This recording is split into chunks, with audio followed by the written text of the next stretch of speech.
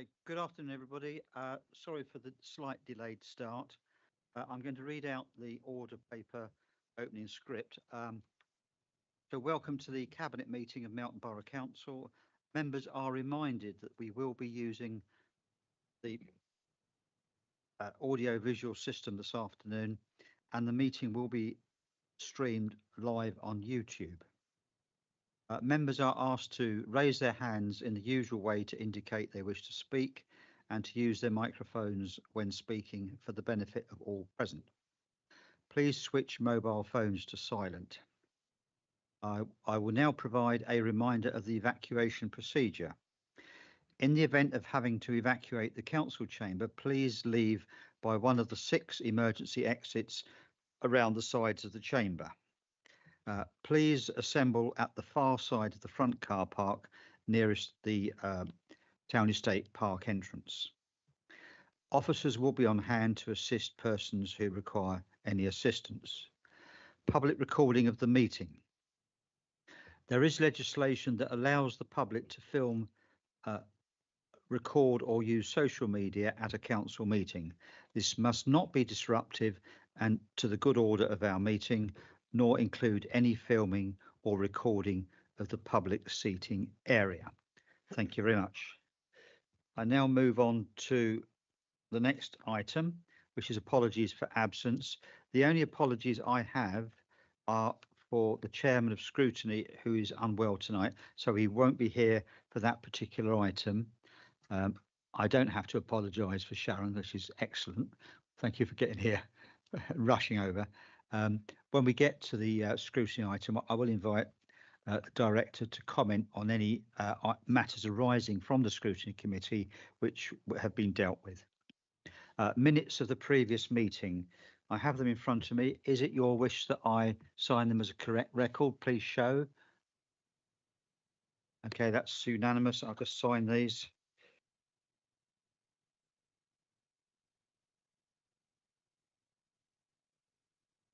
See if, okay, that's the official bit done. I'll leave that on the front there for the office to collect later.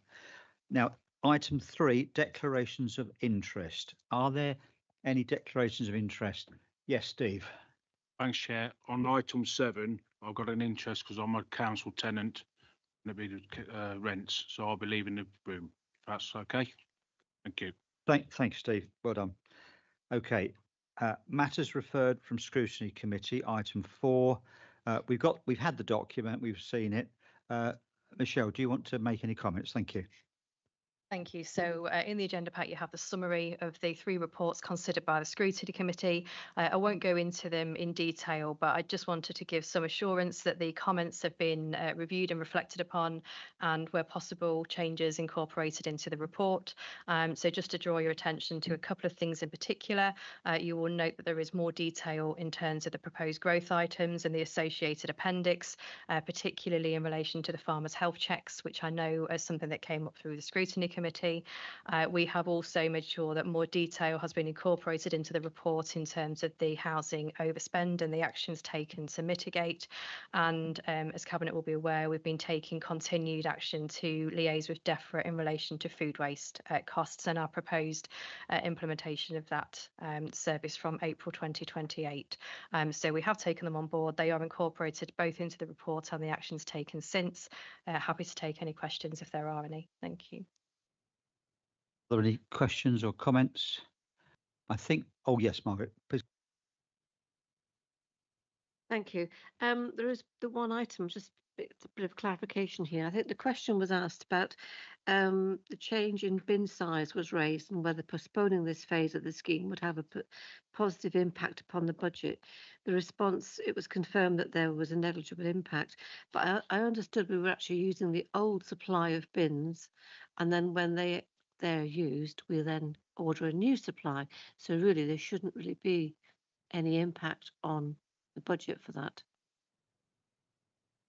So yeah, the question was as to whether or not using one particular size of bin would be more cost effective than another size of bin, which is a question I responded to on the night. You're right, we are planning to move through the existing supply that we have. You'll recall that because of the concerns we had about implementing food waste, because of the timeline associated with that, rather than moving from the 240 litre bin straight to the 140 litre bin, which would have been at the option to sit alongside food waste, the policy option approved was to move to a 180 litre bin, which is a standard in many local authorities. That plan hasn't changed, and we confirmed at the scrutiny committee that we would just take a pragmatic view on the case-by-case basis as set out. Thank you. Thank you. And I gather that we've made a sector national journal in our letter. So we're sort of leading the way, are we? Would you say that's fair? Excellent. So that is good. It might be worthwhile just reminding ourselves that the waste collection, which has been rolled out across the nation for many years now, but on a voluntary basis, was made compulsory by the previous government, and the new government is just continuing with that policy. But that inevitably, and I think it needs to be said publicly, that with LGR at the same time, there are cost implications which make it very difficult for many councils. So I do hope the government will reconsider, not the policy in principle, but the timing of it anyway. And I certainly know from a different council that where you've got older housing stock and indeed older people, there's a great deal of sensitivity and pragmatism required, because not everybody can quite manage this type of differentiation of waste. It's difficult for them. So I hope we can move forward. And there's another thing that's worthwhile mentioning, because I know it's on the mind of our colleague, Councillor Richard Sharp, and that's in disposing of food, there is a delicate balance to be struck between the temperatures used so that the bugs, if you like, are not too severe for the waste product that's reused on the soil. Otherwise, I think it's pathogens is the right word, could get through into the food chain and water supply inadvertently. On the other hand, if you heat the material too high, you destroy its vitality as a compost material, and of course there's additional energy costs involved. So it is a scientific and practical issue for everyone to keep thinking about, and it's something I've gone on about at great length whenever I've had the opportunity to speak to colleagues around the country on this. Okay, enough from me. No other comments or questions on the report of the scrutiny committee. I think we just note that is so I move to note the report. All those in favour?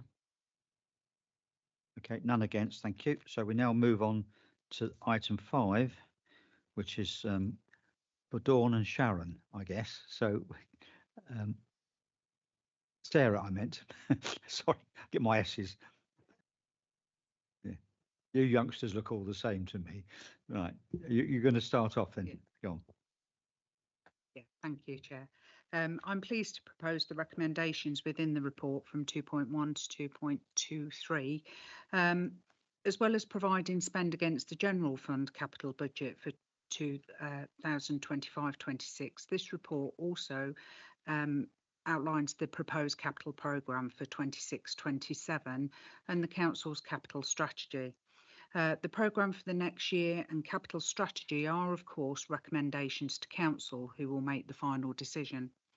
With the Council's limited capital resources and depleted capital receipt, it is a very modest programme, only that is being recommended to Council for 26-27.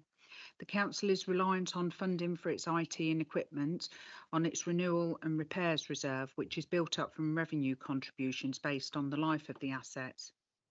The limited proposals we are putting forward have been calculated on a health and safety basis. This has been the direction from us as Cabinet and has guided the decision making of the wider asset management plan. The main proposal is the inclusion of an additional 260,000 for surface water drainage works at Lake Terrace, which is due to the reduced level of capital receipts can only be funded by the removal of 250,000 that we'd planned to previously spend on our LED lighting across the town. So although I'm disappointed in that, we had to make that change of direction due to the health and safety issues down at Lake Terrace. Due to capacity issues, the LED scheme had not progressed and the works at Lake Terrace are of a high priority. So sadly, due to reduced finances, the decision has had to be made. The priority of the asset development plan is now to progress at haste the cost benefit analysis work that has been done around a number of assets the council own to support future capital receipts and projects. At this time, and due to some recent commentary, I feel it's also important to mention the King Street building. Last year, Cabinet made the difficult decision to sell the property in the hope a business will be able to use the building whilst respecting the importance of its history. We recognise that most appropriate custodians of this building were not MBC with its limited resources. The preparation for the sale progressed and the Shonky Brothers auctioneers were lined up to progress the sale. There have, however, been major issues in relation to the sale.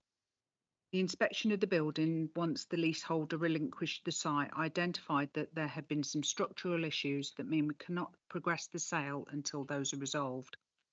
To obtain the funding to conduct appropriate and sympathetic repairs to the building, additional grant funding is being sought to look at that so we can preserve the building. I have deep concerns that the building was awarded a substantial grant of 500,000 under the last administration, and yet the structural integrity of the building was not maintained. I'm seeking answers as to what the money was spent on. However, I recognise that many of the officers in post at MBC now were not present when the grant was spent. In relation to the loss of a popular bar at the site, regardless of the decision to sell, the current condition of the building is not a lettable condition, and under the scope of the required work, until the scope of the required work has been ascertained. Officers understand the importance of the history of this building, both to Cabinet and to the wider community, and are working really hard to secure its future. On a last positive note, we've got a couple of positives I want to add into this. The car parking machines. I think at scrutiny, many councillors did not pick up on the fact that within the report, we have reserves to replace those machines, and we are looking at doing a short period of consultation to establish exactly what machines we want going forward, but they will come into place in the next financial year. And lastly, we've been passionate about green space, and there is proposed expenditure of £15,000 on Doctors Lane allotments for fencing. And whilst it's modest, it will mean a lot to the allotment holders and to the aesthetics of the country park up there. That's it. I'm happy to propose the report. Thank you. Thank you, Sarah. Any comments or questions around the room? Sharon? Thank you for updating everybody on King Street building, which is quite important at the minute.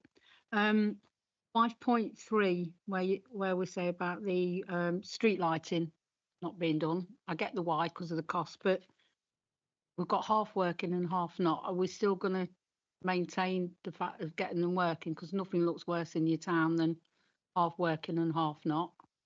Like example on the bridge that we can see outside. Outside there, and it also mentions about, we talk about the page 5, the tourism and town centre generation and viability, which the appearance on your town looks quite important. So we've got rusty railings, half the lights working. So can we be assured they will at least be mended?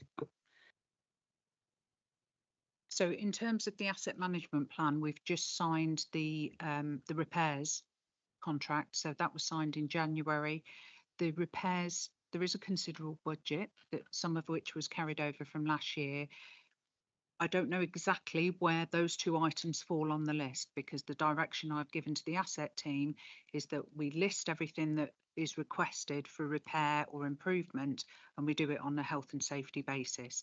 So I can't assure you where they sit on that list. So we're going to work through the budget in relation to the issues that present the highest risk to health and safety for our community.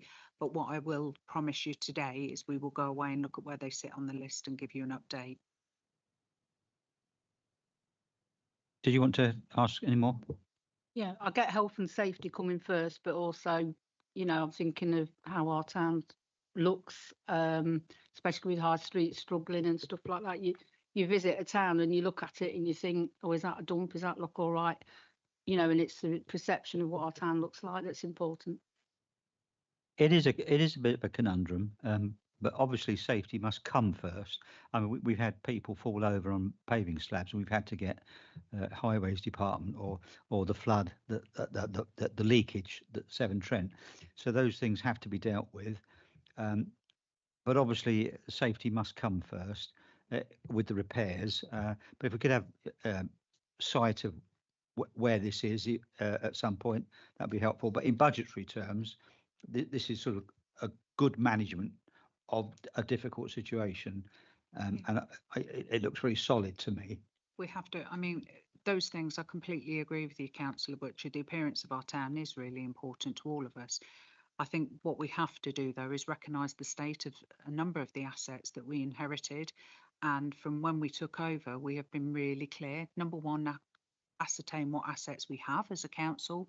The linking up between the asset management team and the environmental team has been a real positive to look at that cross-working and how they can work together. So that's been combined into one list of repairs so that we can actually visibly see what we need to do. But there are some considerable repairs. You know, we go through the car parking repairs, the garage repairs within the HRA, and that cost benefit work that's been done, thank you, by the housing team, because people were seeing dilapidated garages. All of these things add to the aesthetics of our town. We were heating empty buildings. We are going to have to make tough decisions. We're in a really difficult financial position. What I can assure Cabinet is that cost benefit work has been done really thoroughly by the team, and each of those options are going to come before us. And yes, we'll have to probably defend some of the disposals of some of our assets as a council, but then some of the work can be reinvested into those core things we want to focus on.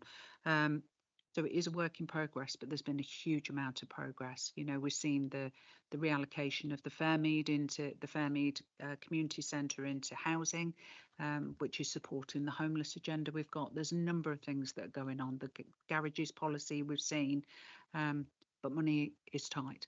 But there is a big budget. Where those things sit in terms of that work and the priority of work, we can discuss with the asset team.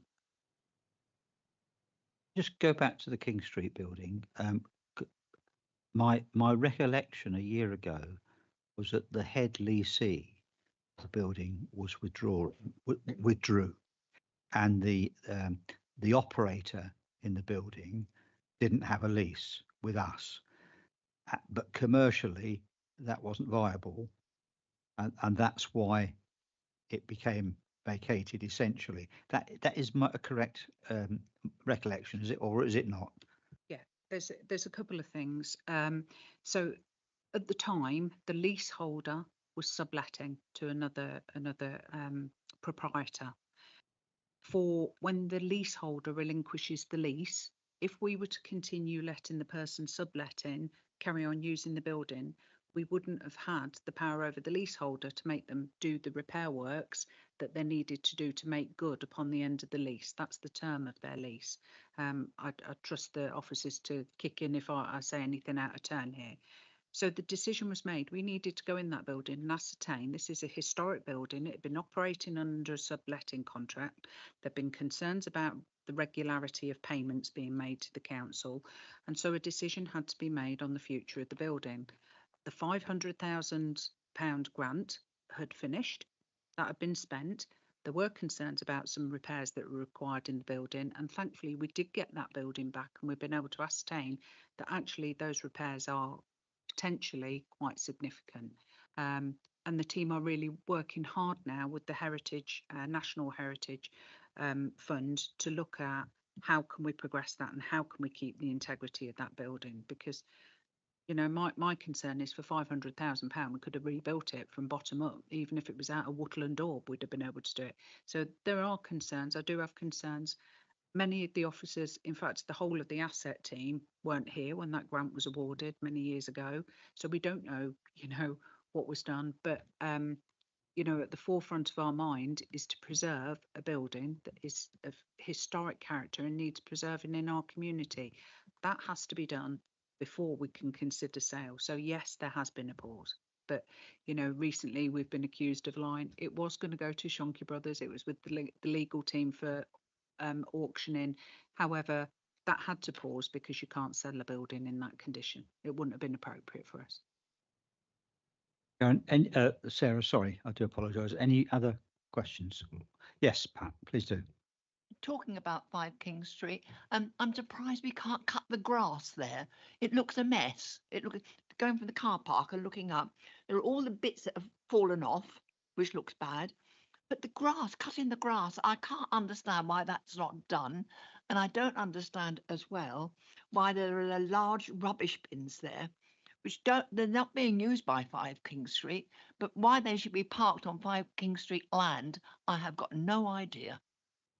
Pat, is the grass, is that the big piece of, but next to the car park? Oh, right.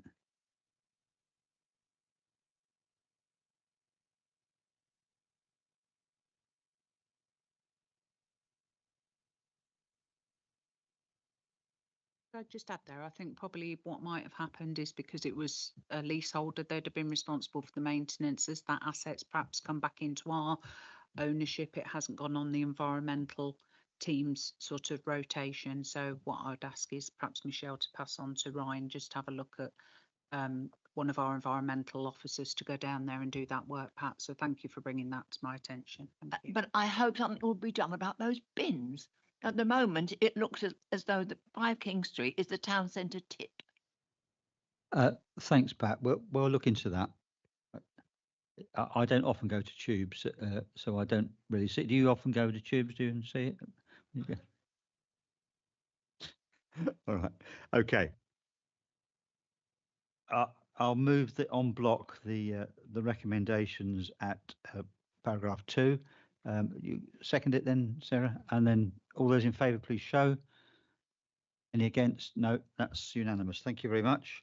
So we move on to item 6, which is over to you again.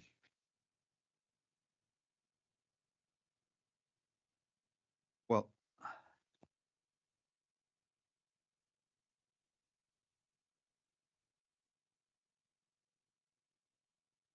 it's the general fund revenue budget 26-27 and medium term financial strategy.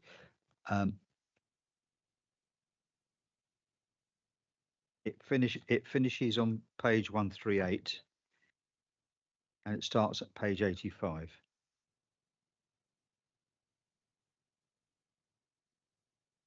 Are you comfortable to proceed? Please do. Following the announcement of the provisional financial finance settlement, never has balancing the council's budget been more challenging.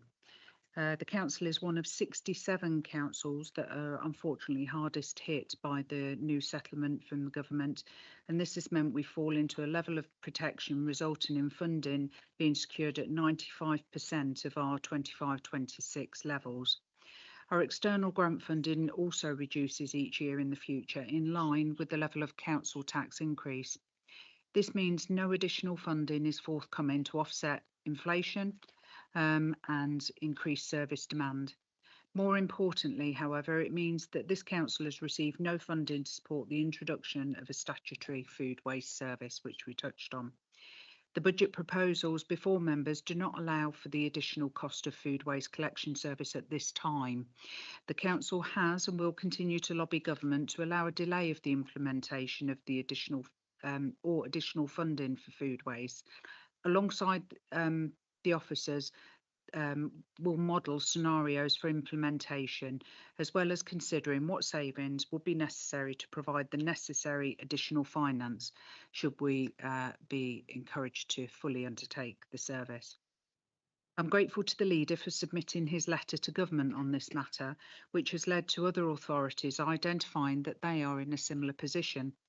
We understand the new formula might be working towards LGR. However, we as a Cabinet committed to ensuring the financial stability of the Council for the duration of this administration, and therefore challenging decisions are being made. What the budget proposals do contain are essential and high priority growth proposals for both the general and special expenses. Cabinet have been presented with a significant number of areas of growth. The validity of each of these was clear, and we could see how these would have benefited our community. However, again, it is our responsibility to prioritise those which we feel are essential in partnership with the officers. Therefore, a limited number of development areas were presented to scrutiny. There was a good debate at Scrutiny Committee, and following this, an updated growth list is provided. And there is also additional information which I thank the officers for, which has allowed each of those proposals to be evaluated, which gives the rigour that us as Cabinet seek for any area of growth. An overall increase of 2.99% in council tax is proposed, and it is with the split between the funds set out in the report. To the average Band D property, that equates to an increase of £7.12 a year. That's the average across all of obviously the district, because each one has a different level of special expenses or parish fees. So general expenses will now require a draw from the Corporate Priorities Reserve of 69,000 and 26,000 for special expenses, Melton Mowbray, to result in a balanced budget. This is a limited draw, and due to the continued, for this year, addition of the business rate pool funding, our reserves have significantly risen over the duration of this administration. We've conducted no vanity projects, just robust decision making based on the cost benefit for each of the projects we've undertaken. The healthy reserves we have developed will be required for future years. The rainy day is coming. And where the funding cuts will truly impact. A 3-year settlement does provide more certainty over future funding levels, and this does reinforce the challenging financial position of the Council, with sensitive analysis demonstrating a closer spread of variables. The report clearly sets out the increased levels of deficit on general expenses and the unaffordability of a food waste service at this time. As mentioned, we have managed to boost the reserves significantly in recent years, but despite this, they remain insufficient to fund the ever-increasing forecast deficit alongside a food waste collection service. There is still uncertainty regarding the timing of a move to a unitary council, and the costs of transition will also need to be met. A recommendation is made for the delegation of up to 250,000 for 26-27 for Cabinet to support transition, although it is recognised this is just the initial cost that is likely to have to be met, and more funding will need to be found for this. We encourage the leader and the chief executive to seek a suitable split of costs across the boroughs when government indicate their final decision on the structure moving forward. The proposed budget in respect to special expenses Melton Mowbray is more stable. However, there have been variations in income levels in the past, and in recognition of this, that the working balance has not been reviewed for some considerable time. It's now recommended to Cabinet that this be increased, and to the Council that this be increased to £100,000 as finances allow. The cost attributable to Frisby Close Churchyard and the impact to local residents was mitigated last year by spreading the burden over 3 years. However, further works have been identified and funded as urgent in the current year, and the need for future works remain a key risk. The risks set out in the report highlight the many issues the Council is facing that have a financial impact, and these need to be recognised. There are recommended delegations to the Director of Corporate Services to amend the estimates both prior to Council and, if necessary, post-Council before Council tax is set. This is to allow for the impact of land drainage levies and the outstanding parish precept to be incorporated. Of course, we should also note that the settlement, which budget is based, is still provisional and could change when the final position is announced, but it's going to be very late in the day and we anticipate very close to full council. Of these outstanding matters, land drainage levies and the settlement directly impact on the council's finances, and any changes will require the contribution to and from our reserves to be adjusted accordingly. The business rates calculations have now been finalised, and these do not affect the bottom line, but have resulted in the need to draw on the business rates equalisation reserve to offset a collection fund deficit in 26-27. The use of the reserve for this purpose is in line with its approved purpose and future intention. I'm happy to support the proposals within the paper. Thank you, Sarah. I'll take that as a formal proposal to move all the recommendations on block, and I'm happy to second that as a block. So that's from 2.1 all the way through to 2.916. So that's the formality bit done, and we can discuss the items. If we change anything in discussion, it'll be an amendment to a particular paragraph. Hopefully we won't be going down that road. It just one word from me on this. The various delegations are fairly routine because, as usual, we don't know all of the moving parts until almost the last minute, but it doesn't really distort the strategy of the budget in any way. It's a bit of fine tuning just at the end. If we had bags of money and it didn't matter, it wouldn't be an issue. But because we have to keep an eye on everything, all the moving parts, right until the last minute, that's the way it works and has worked in the whole of my 40 years off and on as a councillor. So there's very little change there. It's a very tight situation, and I think we're managing it fairly well in the circumstances. And I take on board what was said about ensuring that when LGR unfolds, there is a satisfactory and fair sharing of burdens and assets, so that we are not disproportionately affected because we're a small council. Some councils are larger, so they're in a different position. But do come back, Sarah. Yeah. Yeah, I was going to say, having had experience when in policing, as we went through a merger of a number of regional things, that was exactly what was done. It was done on the basis of a formula that had been agreed between all forces based on their size. If you look at a force like Northamptonshire, which is so much smaller than Nottinghamshire, they paid a smaller percentage to that new formulated team.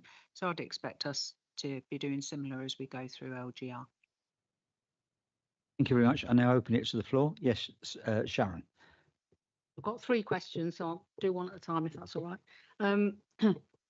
The cattle market for the support of the farmers' health check. So I'm glad we kept to maintain that again for this year. But the new paperwork that you gave out and all the details, will that be on the website when all this paperwork's put on there so the public can see the importance of that? True. Yes. Yeah. True, Lydia. Yeah, just to confirm that if you endorse the recommendations that are before you tonight with the updated paperwork, that will become your recommendation and go into the council paperwork as well. Thank you, Chair. Also, the cattle market stockyard. So the money we're asking for that, is that going to keep coming back every year, or is this the last payment? So I'd refer colleagues to the Cabinet papers from December. There is a link in terms of the projected costs year on year, but how those costs will be recouped from the money that we anticipate to make from the site.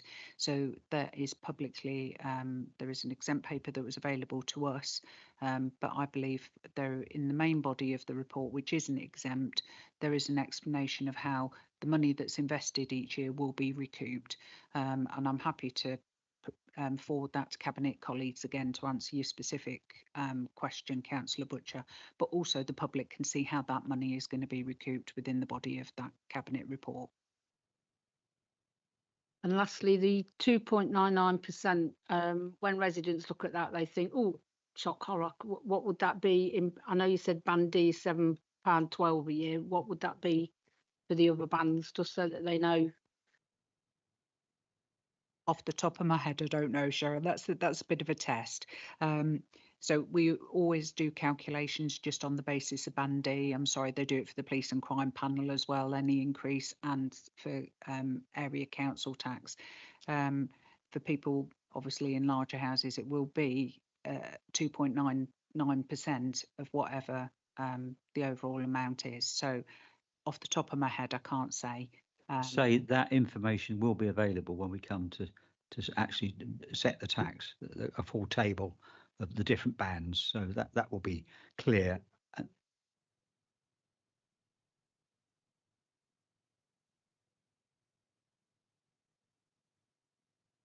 Personally, I'm not keen on actually sort of saying to people, oh, it's only £7.12, because I think with a number of families' budgets, £7.12 a year added on to the £8 for the PCs, you know, for policing, or added on to the £30 for LCC's council tax. We recognise that this might impact on many people. I hope that some of those affected will benefit from the minimum wage rise, which this year is considerable. So I hope that will help a number of families across the district, because we know we're a low wage economy here in Melton. So the minimum wage rise in April should tally at the time that unfortunately we are asking for rises as well. And free school meals, of course, and other things. Yeah. And free 30 hours childcare, which is the big one for families. That's certainly for many people that work for myself are benefiting from 30 hours a week free childcare now, which is considerable. Any more questions from or comments from anybody else? Okay, well, we've moved them all on block. We've all, for the benefit of anyone watching on YouTube, we have had the benefit of being able to read these for some time, so we're not doing it fresh tonight. So we are giving it good and fair attention. So I'll suggest that we move to a vote. All those in favour, please show. Any against? No, that's unanimous. Thank you very much. So we now move on to revenue budget proposals, housing revenue account. Oh, beg your pardon. Thanks, Chair. I'll be leaving the meeting now. Thank you. Steve, for reminding me. Thank you. You've got time for a coffee. We'll give you a shout when we're finished. Won't you, Clive? Right, now then. So are you leading on this, Sarah? Thank you. Money, so it's me again. Okay, the HRA. I'm pleased to support the proposals in this report. As previously reported to Cabinet, there is an overspend for this financial year forecast. We have been closely monitoring that as Cabinet and had numerous meetings with the housing team about how that will be mitigated going forward. This will be met by a transfer from the reserves to balance the budget and maintain the approved working balance. The detail underpinning this overspend are clearly set out within the report and have been we've been regularly updated as Cabinet. A key area to celebrate is the improvement in rent collection performance, and that has been significant since this administration came in, and it reflects the additional investment made by us in this area and not only benefits the council but is also fairer to all the council tenants that are paying their rents. Looking forward, government policy provides clear guidance on the level of rent increase, and proposals are in line with this policy, which results in a 4.8% average increase. Rent convergence is due to be implemented from April 2027, and this will allow rents to be increased at a higher rate until formula rent is met. The modelling for this has still to be undertaken and result in impact on the business plan. However, this will be additional income into the HRA, which can be used to help ease the financial pressures caused by regulatory changes. And we've been briefed on those as councillors within the housing updates. The increase in demand and inflationary increases that the HRA will face as well. The capital programme proposed is in line with the previously approved and well-established asset management plan, and we look forward to progress around the garage sites, each of which will be determined on a case-by-case basis. The chart at paragraph 5.48 shows that over the life of the business plan, that whilst reserves are drawn on in the early years, these increase in later years, and across the term of the business plan, the reserves remain above the minimum levels. However, it is recognised that overspends at the level seen recently are not financially sustainable, and to that end, Cabinet will be closely monitoring the spend against the newly awarded contracts.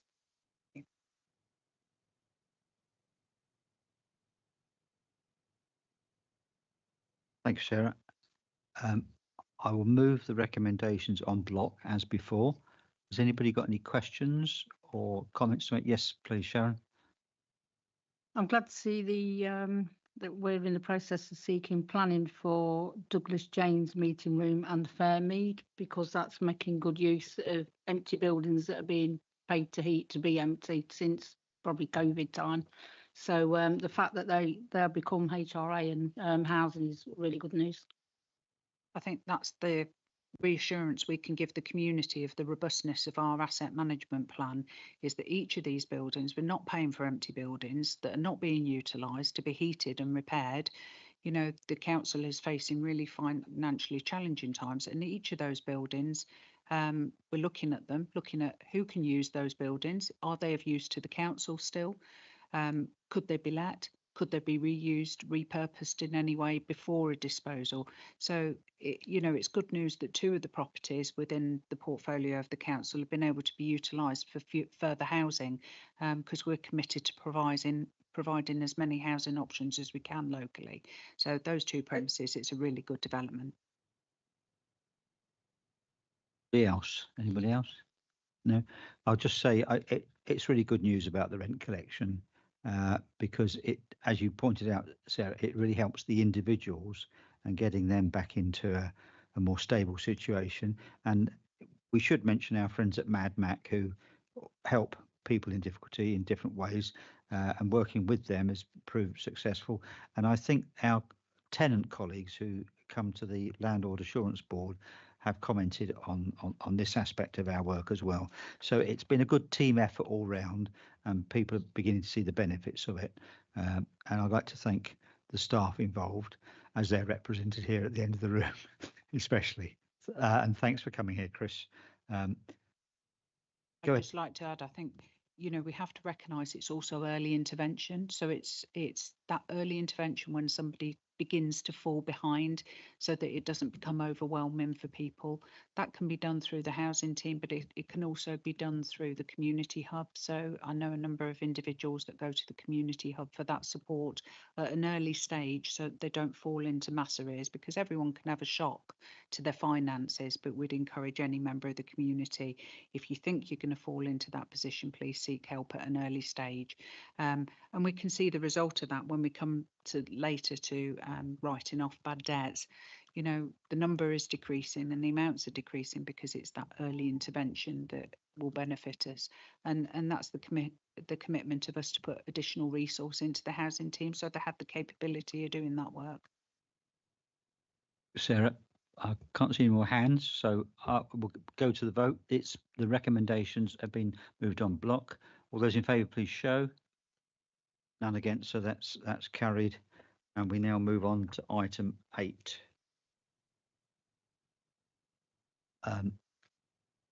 Could somebody just let Councillor Carter know?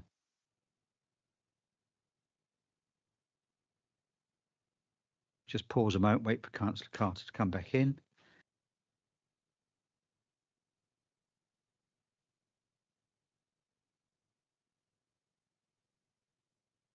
We put your rent up tenfold. I don't pay it, my wife pays it. All right.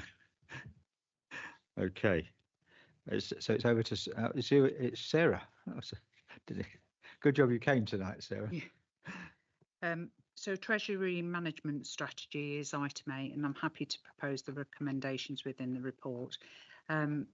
Treasury Management historically, certainly since, you know, I've been in the portfolio holder for finance. It's been a real good news story for this council and has provided us the option to make more money that has really benefited some of the challenging times we've faced. So I'm happy to propose the recommendations within the report.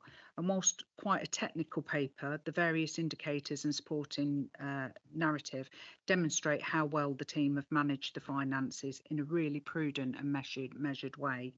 They show how cash flow is managed to good effect and how well we manage our investments, which make a significant contribution, as I've said. Interest rates have reduced this year, and it's anticipated that there's going to be future reductions that are currently being forecast. And therefore, the team are going to have to work really hard to try and lock in as many investments at the current rates or higher rates whilst as possible to benefit us for us obtaining returns for as long as possible. Those deals are diminishing, as I say. The value of the property fund continues to stabilise, which is a real positive. And I've discussed the property fund at length with the team, and I'm satisfied that the income generated by this fund offsets the potential loss we would make if we had to realise this fund at this particular moment in time. So the value of the fund has gone down and there is a deficit for which we have a reserve, but the income generated by this fund has been really positive benefit to the council. So we just hold on to it for now. Through bringing leasing into the balance sheet and the future planned borrowing for the stockyard, the operational boundary has been increased to allow the necessary headroom should there be a need for any short-term borrowing for cash flow purposes. That's it. Thank you. Thank you. I'll move the recommendations on block. Sarah, if you'd like to second them, that's fine. Any questions to officers or to Sarah on this, or statements, comments? I will just add one. Of course, interest rates are always a two-edged sword, aren't they? We like them to be high because it's more income, but we like them to be low when we have to borrow. So being sort of down the middle is quite handy, really, sometimes. And that's where we get these fluctuations. And of course, we have no control over interest rates. If Mr. Trump invades Greenland, it could go up again or down, depending on your point of view. It's, we live in a difficult world, and bless you. Okay. If there's no hands going up, I'll go to vote then. All those in favour of the recommendations, please show. None against. That's carried. Thank you very much for that. Right. We now move on to item 9, which is the corporate write-offs. Now, there are some exempt items in the appendices. So if we are going to refer to those, we will have to go into exempt mode and members of the public will have to leave, and we will sign off from YouTube momentarily.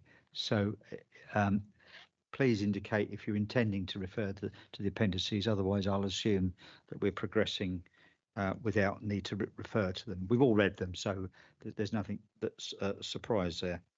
Okay, Sarah, over to you. I do apologise if I sneeze at the minute. Okay, so firstly, I'd like to thank the officers for the additional information they provided us with as a cabinet. When we consider writing off any debt, we all wanted to be reassured what efforts have been made in relation to actually obtaining those debts. The debts that we're asked to write off this evening also relate to a very small number of individuals, and I think that's fair for the public to understand. Whilst the council has a good track record of collection and rent collection performance has been improving significantly, there is still a need to write off some debts that are irrecoverable. For 25-26, Melton is one of the highest performers across Leicestershire for council tax and business rate recovery. All debts proposed for write-off within this report have followed the steps set out within the council's corporate debt recovery policy, and I'm happy to propose the recommendations in the report and commend the officers for the additional information they provided to us in relation to the outstanding debts. Thank you.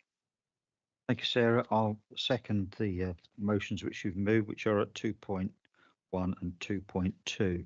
Now, are there any questions or comments on the generality of the document? Yes, Steve. Thanks, Chair. Just a quick one. I'd just like to thank the team because we've had a problem with the debts in the past, BNI. I've got to thank the team very well for getting the debts down. Thank you very much for the team.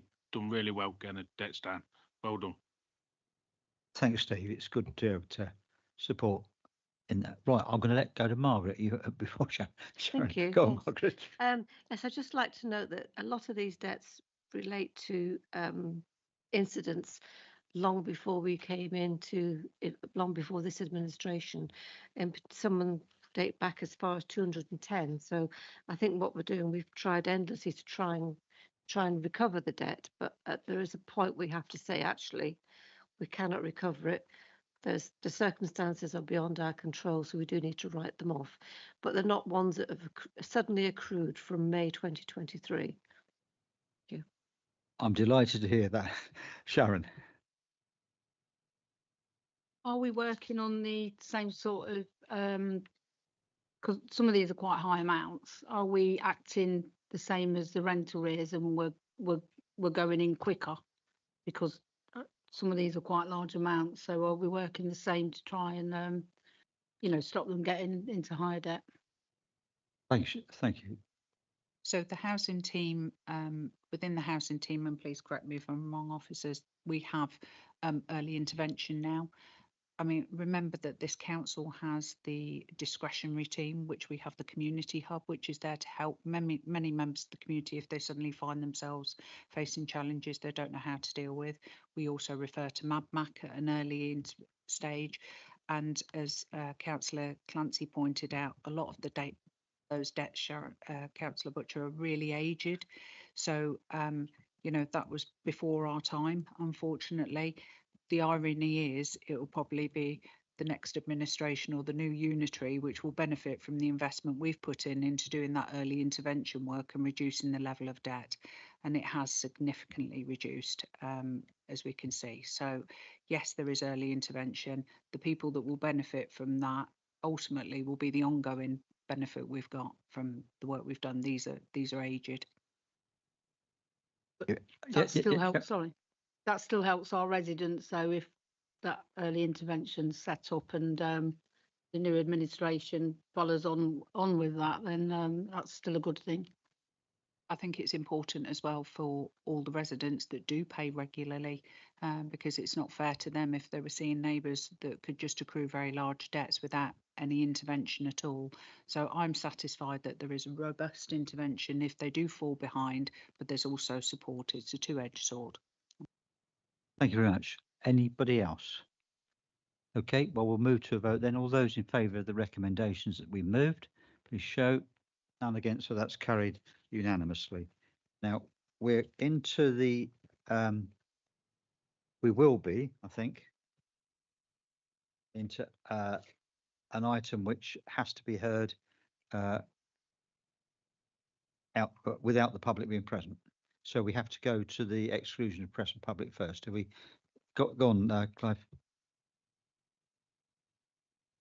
Discretion. What the Cabinet has decided whether it's in the public interest for the public not to be present while it's determined. So that will depend upon what you think the risk is of discussing the content in public. Thank you, Clive. I think we've been advised previously that this ought to be an exempt item. So I think we'll go with the recommendation unless any members have got any comments to the contrary. And I will move the exclusion momentarily. I'll just say thank you to the member of the public. Thank you.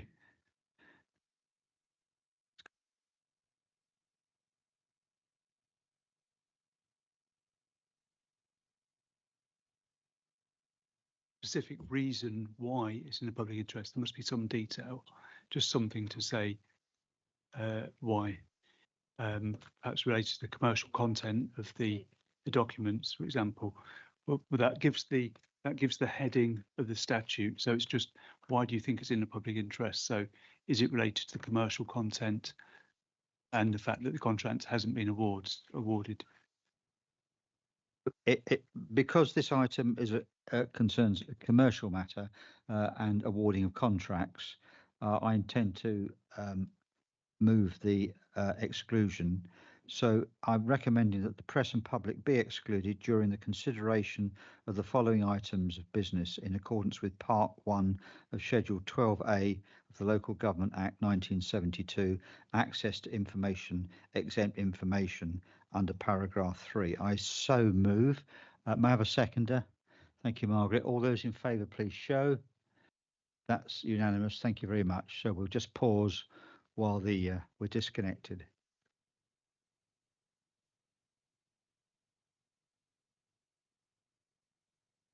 Thank you. We are now in exclusion mode.